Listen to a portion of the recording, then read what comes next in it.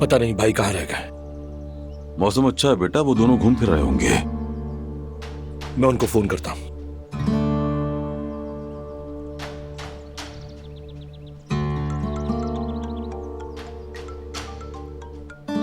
Phone भी साथ लेके नहीं गए वो। बेटे क्या बात है, इतने परेशान क्यों हो? क्या कोई ऐसी बात है जो मुझसे छुपा रहे हो तुम? अरे नहीं बाबा, बस ऐसे ही बोल रहा हूं। काफी देर हो गई ना, इसलिए परेशान था।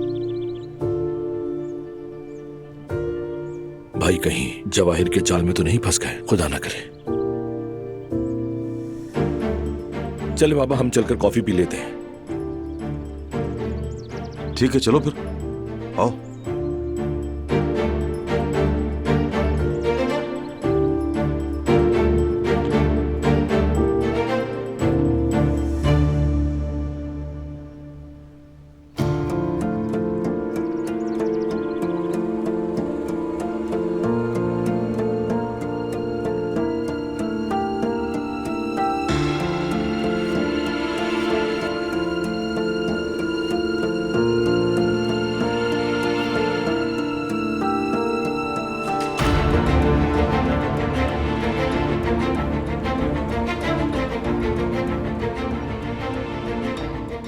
तुम यहीं रुको, यहीं रहना दिलाल, मैं आता हूं अभी। हिलना मत यहां से, रुको, हिलना मत, मैं आता हूं देखकर।